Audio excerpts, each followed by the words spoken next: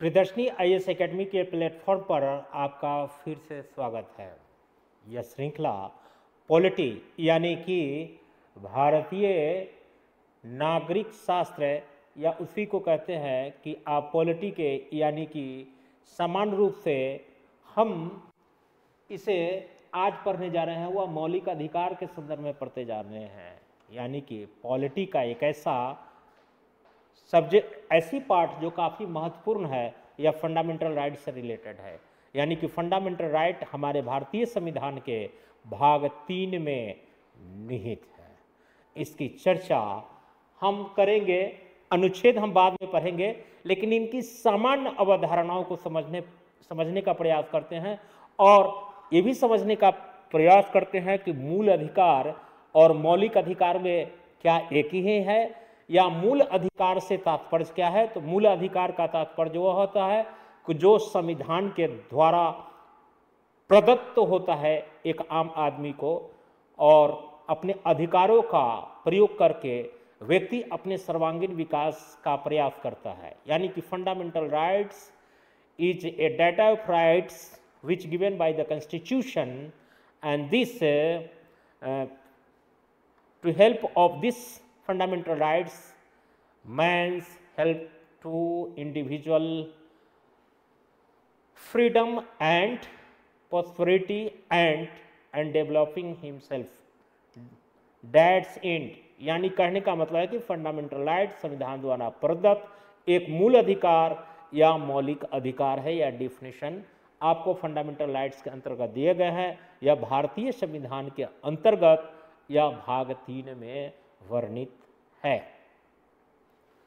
अब आते हैं कि फंडामेंटल राइट्स की मांग किस प्रकार से की गई है। तो हमने बताया था कि भारतीय स्वतंत्रता आंदोलन जब हो रहा था तो उसका मूल उद्देश्य जो हमारे ब्रिटिश क्रूएशन रूल था उसमें हमारे फंडामेंटल राइट्स का ही वायलेशन हो रहा था। उसमें किसी भी प्रकार की स्वतंत्रता से हमें आम भारतीयों को मरहूम कर दिया गया था। उसकी स्वतंत्रता की लड़ाई जो फंडामेंटल राइट से ही संबंधित थी, जिसके लिए स्वतंत्रता संघर्ष हमारे जितने भी भारतीय चिंतक है, मनन है और जो स्वतंत्रता सेनानी है, उन्होंने इसकी लड़ाई, निर्णायक लड़ाई लड़ी।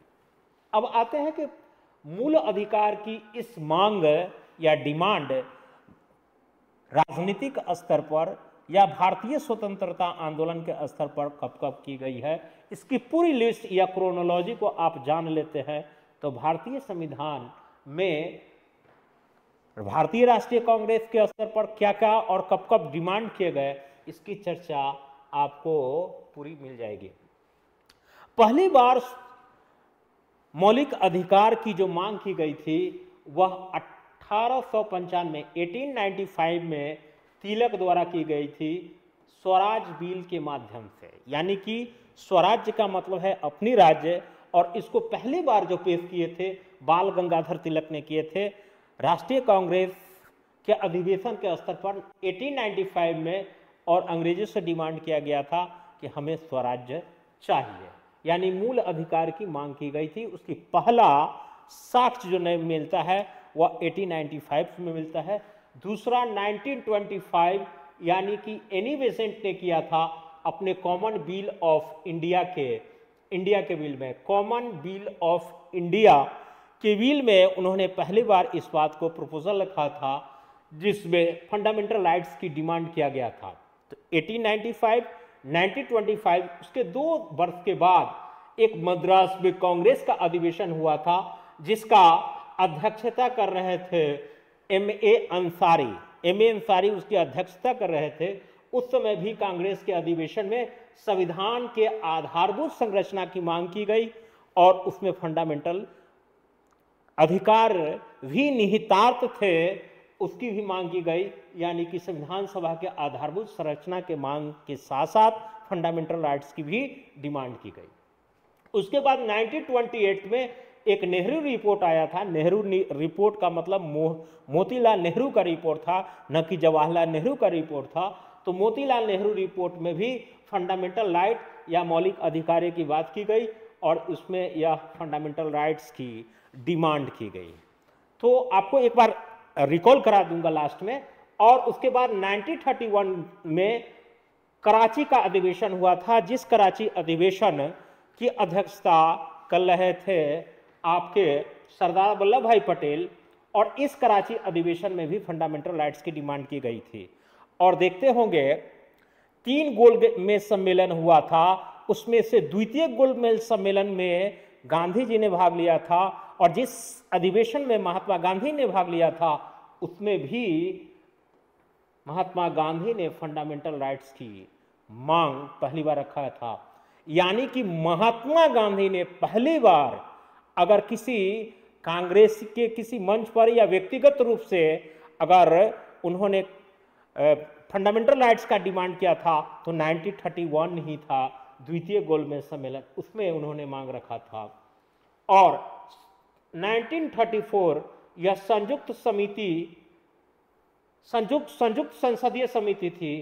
हालांकि इस संयुक्त समिति ने यह डिमांड किया था कि फंडामेंटल राइट्स जो है भारतीयों के जो बहुत दिनों से स्वतंत्रता आंदोलन से लेकर जो एक निरंतर संघर्ष चल रहा था, उसकी पृष्ठभूमि भी फंडामेंटल राइट्स की डिमांड को लेकर ही थी, यानी अपने अधिकारों की मांग को लेकर थी, जिस पर संयुक्त संसदीय समिति का गठन किया गया, जिसकी प्रस्ताव को अंग्रेजों ने अस्वीकार कर दिया। यानी कि कांग्रेस के स्तर पर भी डिमांड किया गया, जिसे अस्वीकार कर दिया गया। उसके बाद यही उसका असर 1935 के भारतीय शासन अधिनियम पर भी पड़ा, और भारत सरकार ने इस अधिनियम को शामिल नहीं किया। यानी कि जो 1934 के संयुक्त संसदीय समिति के बैठक में जो उन्होंने फंडामेंटल राइट्स को अपनाने से इनकार कर दिया, वह 1935 में भी बना रहा, और भारत सरकार ने इस फंडामेंटल राइट्स को मानने से इनकार कर दिया। उनकी जो मांग थी उसे मानने से इनकार कर दिया।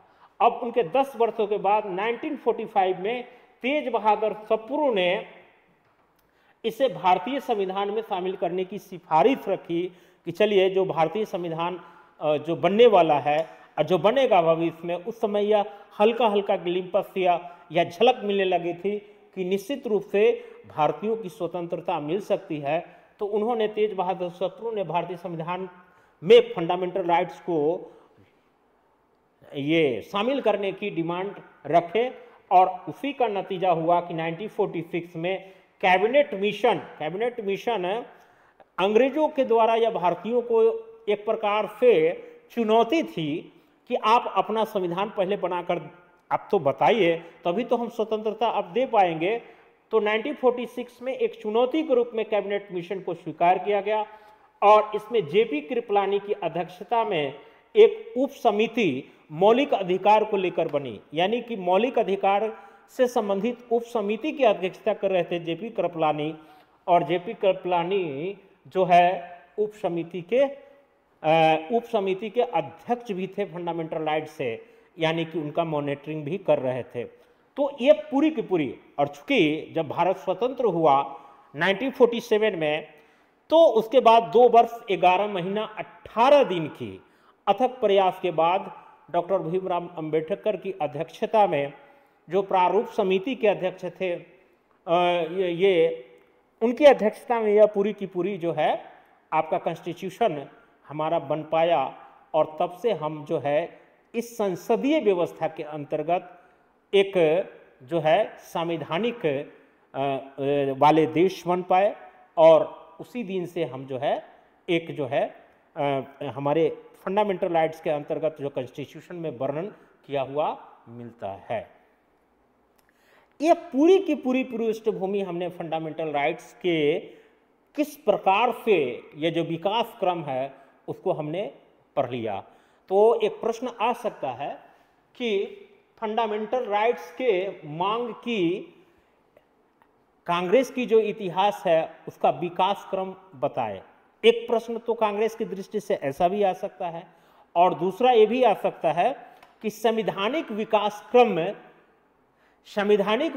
क्रम की जो गाथा है या उसका जो विकास क्रम है उसको संक्षिप्त वर्णन कीजिए, ऐसा भी प्रश्न आ सकता है। तो संवैधानिक विकास का क्रम क्या हो गया कि जितने भी एक्ट है या अधिनियम है या भारत शासन अधिनियम है या कंपनी एक्ट है, उन सारी के अंतर्गत कौन कौन से अधिकार मिलते, क्योंकि इधर से डिमांड होता था और उधर से अधिकार मिलना शुरू होता था।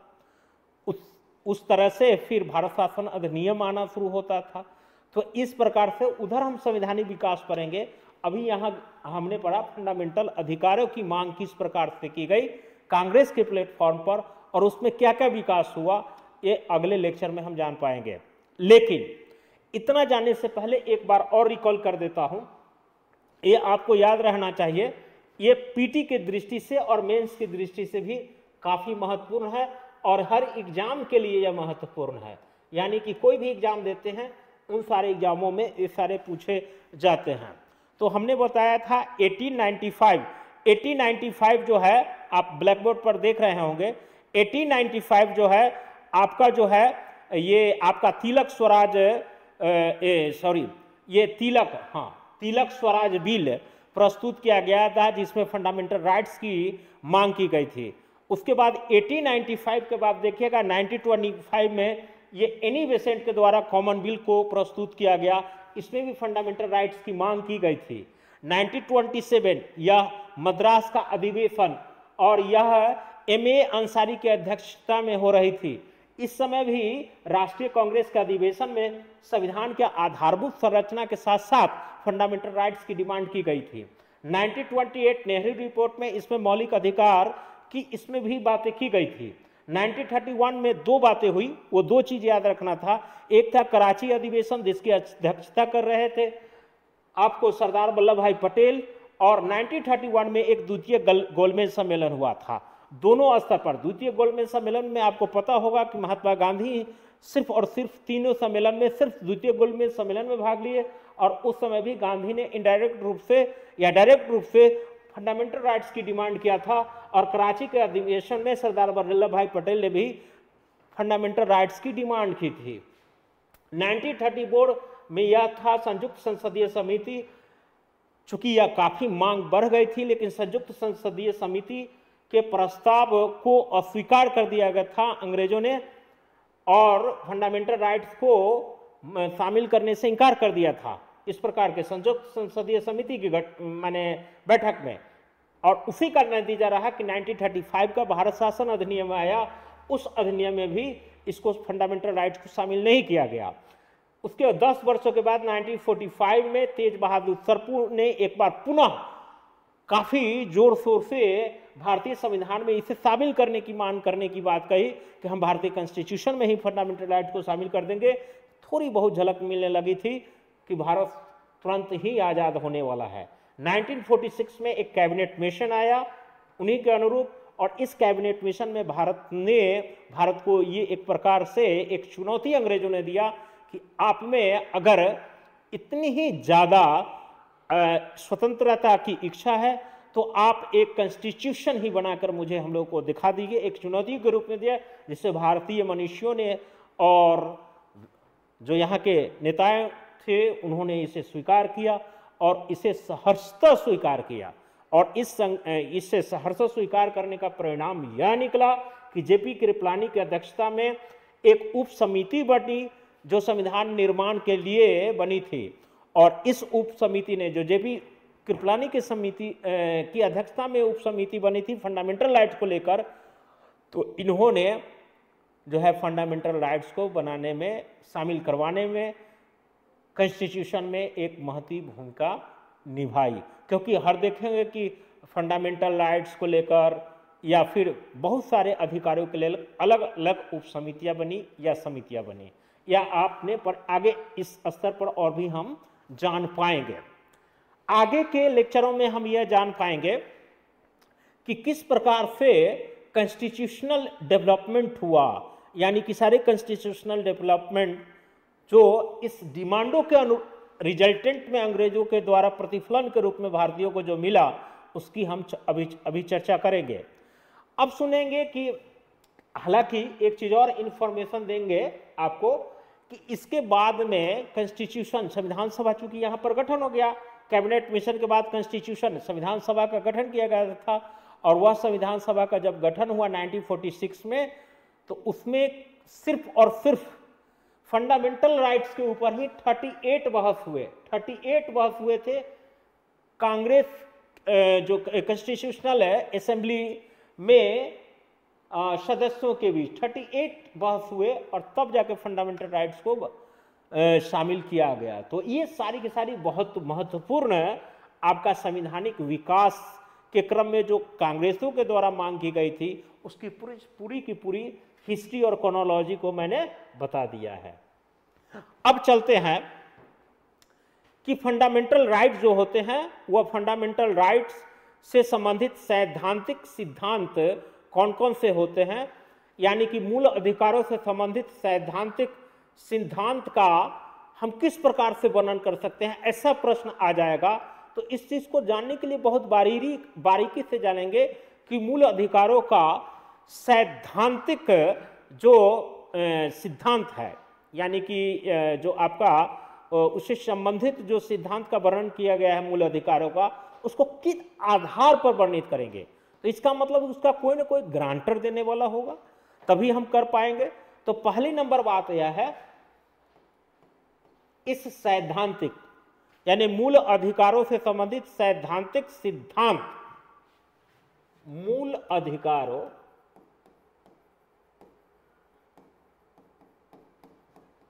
से संबंधित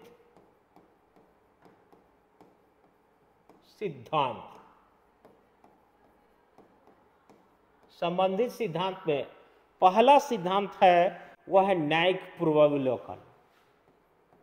न्यायिक पूर्वावलोकन, न्यायिक पुनर्विलोकन यानी कि जुडिशियल रिव्यू, जुडिशियल रिव्यू होता है।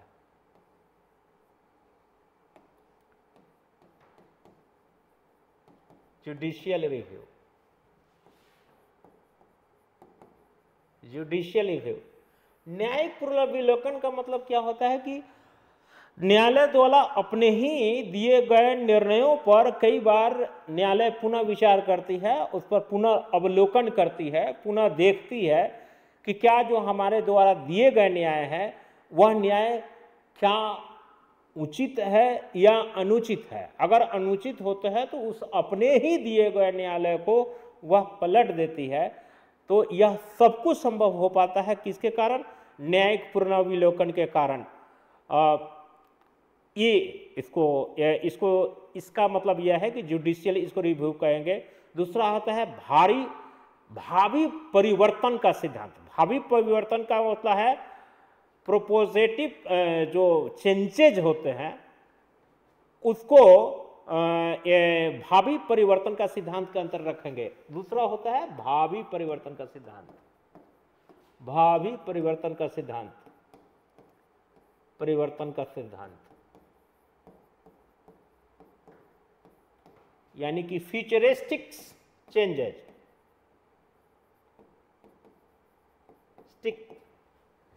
चेंजेज।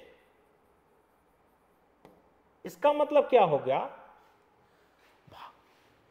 माने फ्यूचरिस्टिक चेंज करने का भावी मान के मतलब आने वाला परिवर्तनों का सिद्धांत। चूंकि देखिए इस चीज को समझने के लिए बहुत आपको कॉन्स्टिट्यूशन के मर्म को समझना पड़ेगा और हमारी सोशल स्ट्रक्चर को भी समझना पड़ेगा। यह संवैधानिक पृष्ठभूमि में जो आजादी की लड़ाई लड़ी गए उन पृष्ठभूमि को समझना पड़ेगा।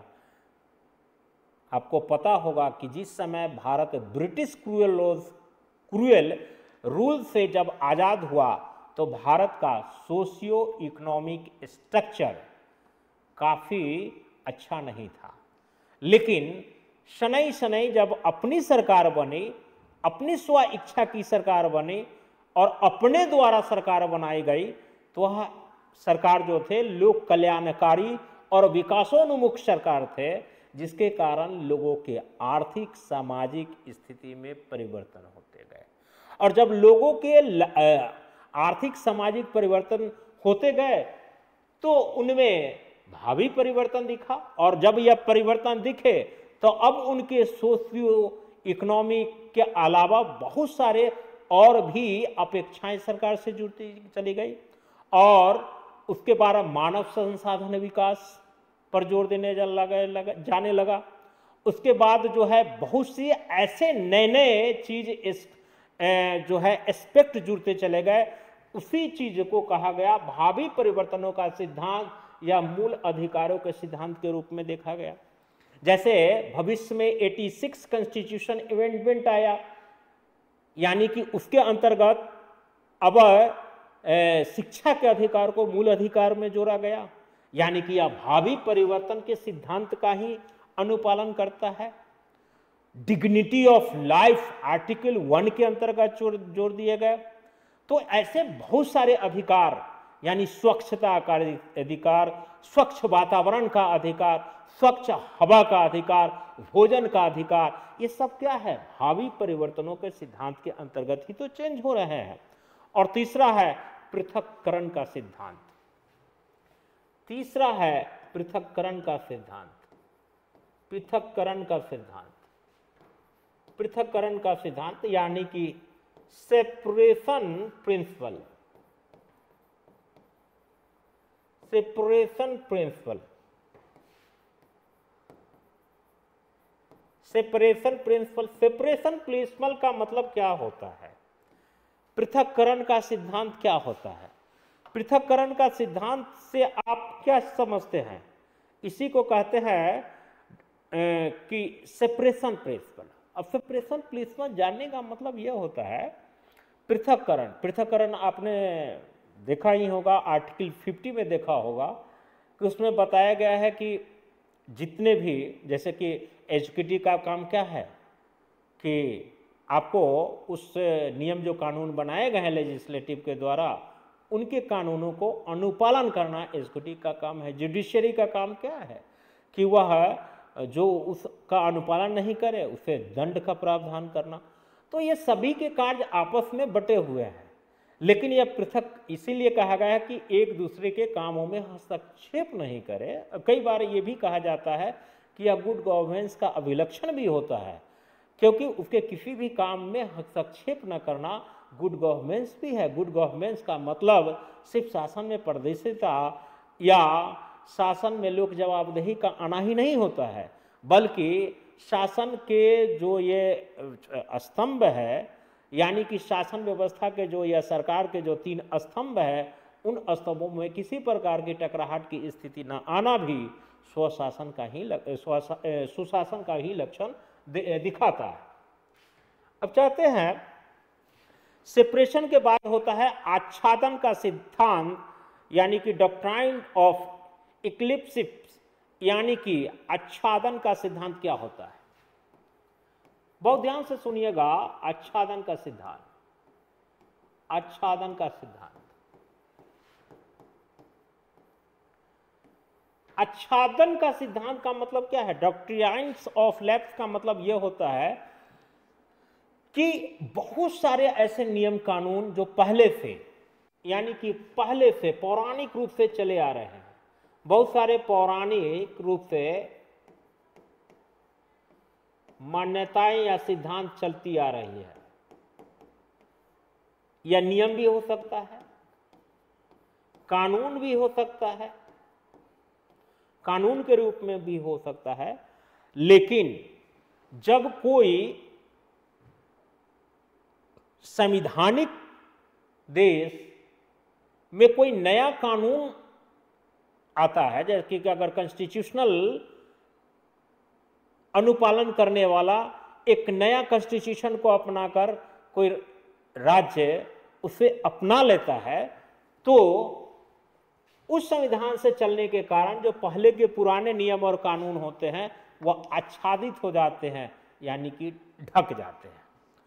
तो उसमें 2 बातें होती हैं, या तो पहले से कानून जो है यथावत रूप से चलती रहे, इससे संवैधानिक जो कानून है उस पर कोई प्रभाव नहीं पड़ता होगा, या दोनों में टकराहट की स्थिति उत्पन्न होए तो उस स्थिति में संवैधानिक कानून का अनुपालन श्रेयस्कर माना जाएगा। ज्यादातर आच्छादन के सिद्धांत में यह होता है कि आपका जो है पुराने नियम कानून है उससे कॉन्स्टिट्यूशन में कोई टकराहट की स्थिति नहीं आती है, वो मान्यताएं चलती चली आ रही है कि नहीं। जैसे कि बहुत पुरानी कानून है कि हिंदू जो अधिकार के नियम जो बताए गए हैं उसमें ज़्यादातर जो है पुरुष जो है उसका माता पिता के जो धन या संपत्ति है उसमें पुरुष जो ही है सर्वेसर्वा होते आ रहा है, या मान्यताएं के रूप में आ रही है। लेकिन कोई कानून ऐसा बन जाए कि इसमें जो है उसकी पुत्री भी हकदार होगा, पुत्र के अलावा पुत्री भी हकदारी होगा, तो एक नया कानून आएगा या कॉन्स्टिट्यूशन में ऐसी बातें लिख दी जाए तो ये उस नियम कानून को आच्छादित कर लेगा। यानी कि आच्छादित का मतलब होता है ढक लेना। तो यह कुछ मान्यताएं जो है, कुछ मान्यताएं चलती ही रहती है और कुछ मान्यताएं जो है संवैधानिक कानून के कारण उसे आच्छादित करके अपने प्रभाव क्षेत्र में ले लेती है। तो ये सारी की सारी चीजें हो गई। अब जो है आपको एक होता है अधितयजन का सिद्धांत। अधितयजन का सिद्धांत क्या होता है? तयजन, अधितयजन का सिद्धांत। नेक्स्ट जो होता है वो अधितयजन का सिद्धांत होता है, आच्छादन हो गया, और नेक्स्ट होता है अधितयजन का सिद्धांत।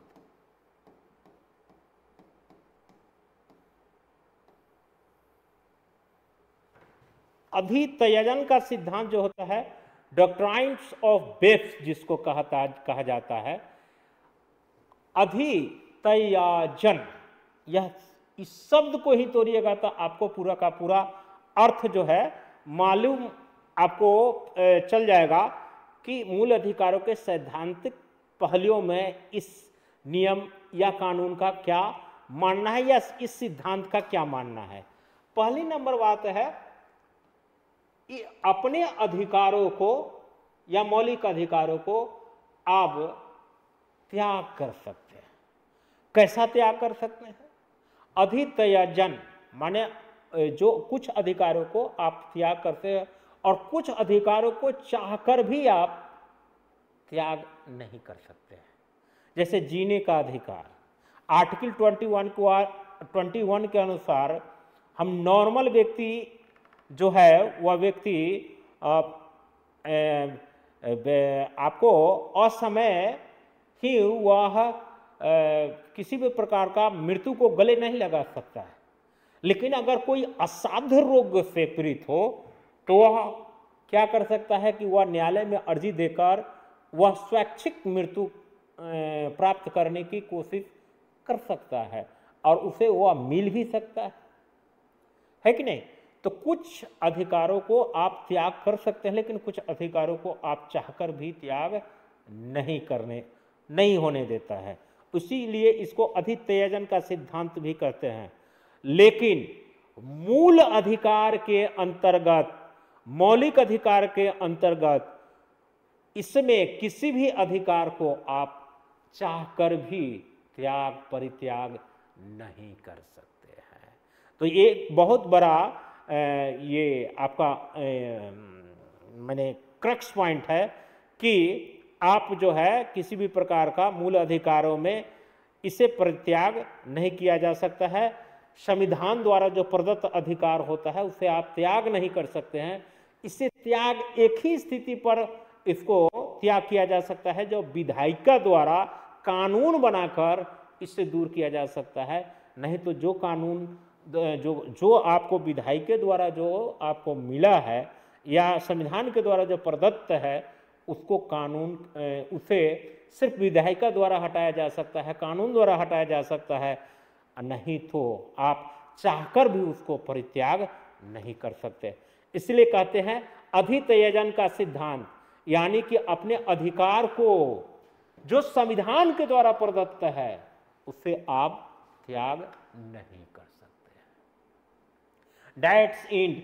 यह आपको लगा होगा ऐसे चीजें जब यूपीएससी के लेवल पर प्रश्न पूछे जाते हैं तो यह चीजें किताब में बहुत ज्यादा क्लियर कट नहीं है। तो आप इन सारी पहलुओं को ध्यान में रखकर अब ऐसे फंडामेंटल राइट से पूछे गए कंसेप्चुअल क्वेश्चन आप बनाने की स्थिति में जरूर रहेंगे, है कि नहीं। तो अधिकार 3 प्रकार के होते हैं, बताऊंगा। बहुत लोगों को अभी समझ में ये भी नहीं आ रहा होगा कि मूल अधिकार, मौलिक अधिकार, समान अधिकार, प्राकृतिक अधिकार, सभी एक ही प्रकार के अधिकार हैं। तो नहीं, मूल अधिकार, सामान्य अधिकार और प्राकृतिक अधिकार सभी में अंतर है। तो एक बार अंतर समझने का कोशिश करते हैं। एक होता है प्राकृतिक अधिकार, नेचुरल राइट, प्राकृतिक अधिकार। दूसरा है मूल अधिकार, इसी को मौलिक अधिकार भी कहते हैं। दोनों एक ही अधिकार है, इसमें अंतर नहीं होता है। मौलिक अधिकार, इसी को फंडामेंटल अधिकार कहते हैं। प्राकृतिक अधिकार, मूल अधिकार, और क्या होता है, और एक होता है जनरल राइट्स, यानी कि जो सामान्य अधिकार दिए जाते हैं उसको सामान्य अधिकार कहते हैं। जनरल राइट, सामान्य अधिकार, जनरल राइट, जनरल राइट्स। यह है फंडामेंटल राइट्स, मेंटल राइट, और यह है नेचुरल राइट।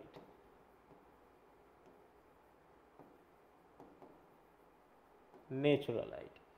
तो ये 3 अधिकार के बीच में हम अंतर कराने की कोशिश करते हैं। मूल अधिकार, अभी थोड़ा देर पहले ही बताए थे कि मूल अधिकार जो है, आप लेक्चर सुनते चले जाएगा, यह संविधान द्वारा प्रदत्त होता है। देखिए, यह संविधान द्वारा प्रदत्त होता है, संविधान द्वारा प्रदत्त होता है।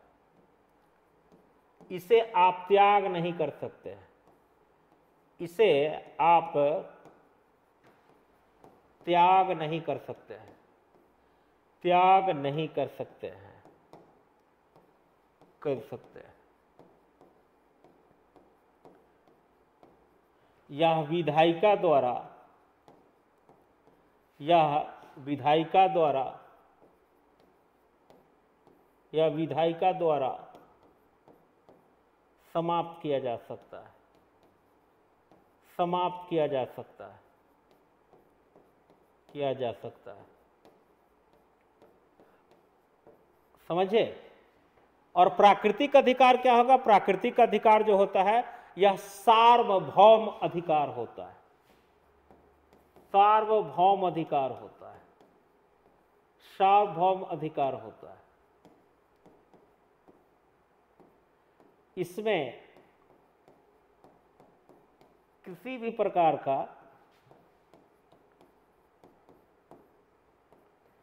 विभेद नहीं किया जा सकता है,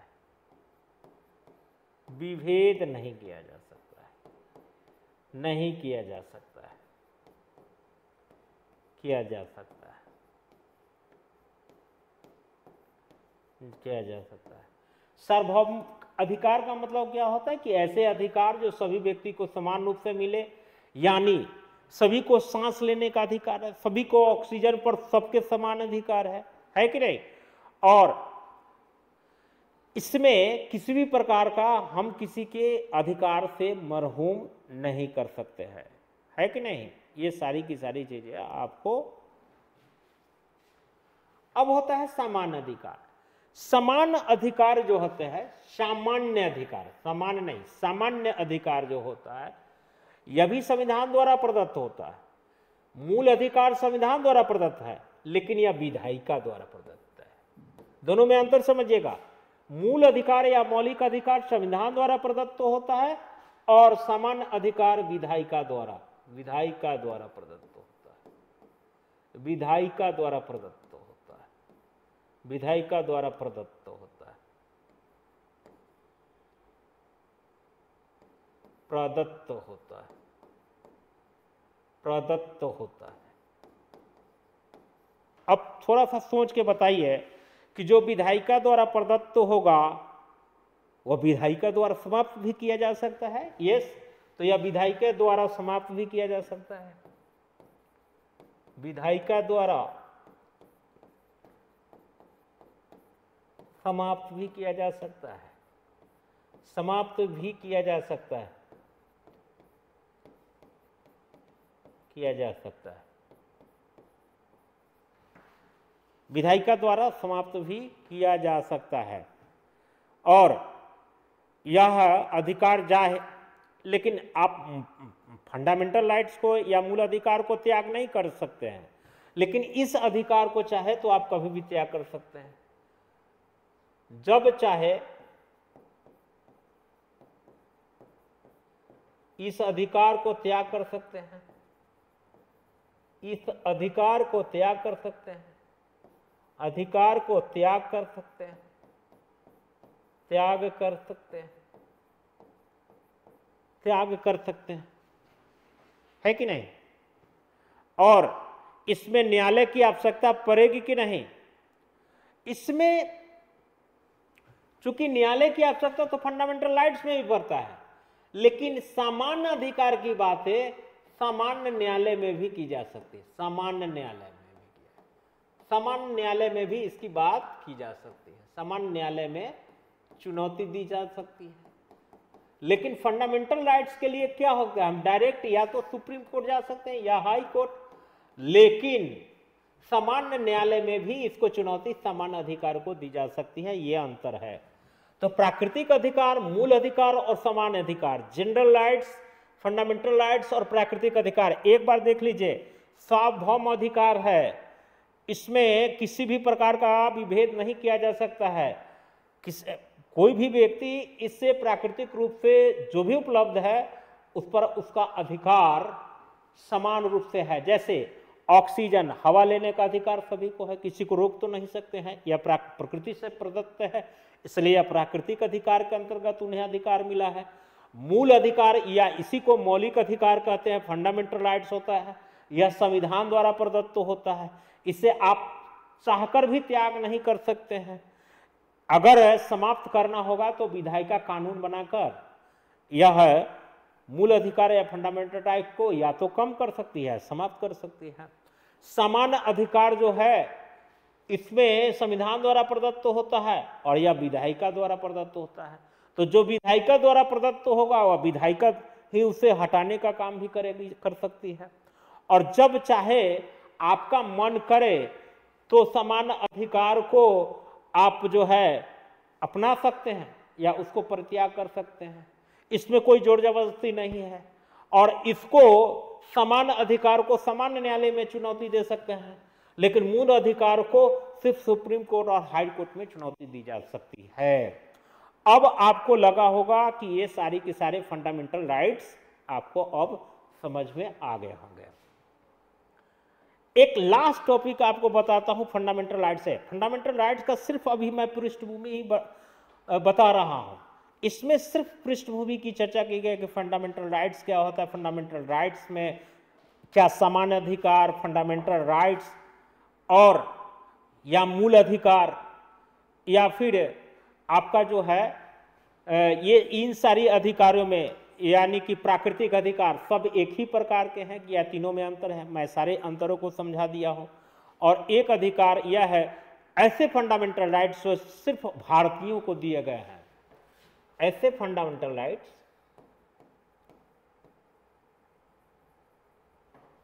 मेंटल राइट्स जो सिर्फ भारतीयों को दिए गए, सिर्फ भारतीयों को दिए गए, भारतीयों को दिए गए। तो यह कौन से आर्टिकल है, इसकी भी चर्चा करेंगे। तो ये आर्टिकल जो होगा वह है 15, 16, 19, 29 और 30। 5 ही फंडामेंटल राइट्स है जो सिर्फ भारतीयों को मिला है, किसी अन्य विदेशी को नहीं मिला है। इसके अलावा जो भी फंडामेंटल राइट्स है वो सारे के सारे किसको मिले हैं, वह फंडामेंटल राइट्स जो है वह विदेशियों को मिले हैं भारतीयों के साथ साथ। तो फंडामेंटल राइट्स जो है वो मोटा मोटी यही है। ये फंडामेंटल राइट्स जो है यह भाग यानी कि पार्ट, कॉन्स्टिट्यूशन के जो पार्ट हैं, थर्ड में चर्चा है, तीसरे भाग में चर्चा है और आर्टिकल की बात करें, आर्टिकल की बात करें तो यह है 12 से लेकर और 35 तक है, क्योंकि 36 से आपका राज्य का नीति निर्देशक है, यानी कि डायरेक्टिव प्रिंसिपल स्टार्ट हो जाता है कि नहीं। तो ये सारी की सारी चीजें, अगर आपको इतना फैक्चुअल चीजें है फंडामेंटल, हालांकि हम एक एक चीज की चर्चा करेंगे। 12 में स्टेट की चर्चा है, 13 आर्टिकल्स में आपका जो है जुडिशियल रिव्यू की बातें की गई है, 40 में समता का अधिकार है, 5वां में 15 में आपका लिंग संबंधी की बातें की गई है, 16 में अवसरों की समानता की बात की गई है, 17 में आपका जो है अस्पृश्यता का उन्मूलन की बात की गई, 18 में उपाधियों का अंत है, 19 में स्वतंत्रता की बात कही गई है। स्वतंत्रता 6 प्रकार के हैं, है कि नहीं। तो ये सारी की सारी हम चर्चा करेंगे। आपको आर्टिकल 32 है, 33 है, यानी कि 12 से लेकर 35 तक आपको फंडामेंटल राइट्स जो पढ़ने हैं। मैं एक एक चीज को अब आगे के चैप्टरों में, आज तो सिर्फ और सिर्फ मैंने पृष्ठभूमि बताया, सिर्फ फंडामेंटल राइट्स क्या होते हैं, फंडामेंटल राइट्स में और भी 3 अधिकारों की बात की गई है। क्या मूल अधिकार, मौलिक अधिकार, सामान्य अधिकार, प्राकृतिक अधिकार सब एक हैं या अलग अलग हैं, किस स्तर पर है, मूल अधिकारों से संबंधित सैद्धांतिक की जो 5 या 6 पहलू हैं उसके बारे में समझने, 5 पहलुओं को मैंने बताया। उसके बाद मूल अधिकारों की जो मांग का जो इतिहास है, जो कांग्रेस के स्तर पर हुई, वो पढ़ाएंगे। लेकिन मूल अधिकार को पढ़ाने से पहले अगर आप चाहेंगे तो संवैधानिक विकास भी आपको पढ़ा दूंगा। संवैधानिक विकास का मतलब है कि कांग्रेस के स्तर पर जो लोगों ने मांग किया उसके अनुरूप बहुत सारे संवैधानिक विकास भी किए गए। उनके अनुसार 1935 का भारत अधिनियम, 1919 का अधिनियम, ये सारे के सारे जो है हम अध्ययन कर पाएंगे नेक्स्ट चैप्टर में। आज की जो है क्लास अभी इतना ही पर ही समाप्त करते हैं। और सब्सक्राइबर की संख्या बढ़ नहीं रही है, तो आप सब्सक्राइब कीजिएगा, तभी ही हम बेहद उत्साहित होकर अब नए नए वीडियो लेकर आएंगे। और आप मुझे यह सूचित करेंगे बिल्कुल ही कमेंट्स के माध्यम से कि आपको यह वीडियो कितना आपको कारगर साबित हो रहा है, या बहुत काफी टफ यह लेक्चर जा रहे हैं, सिर्फ यूपीएससी स्तर का आपको लग रहा है।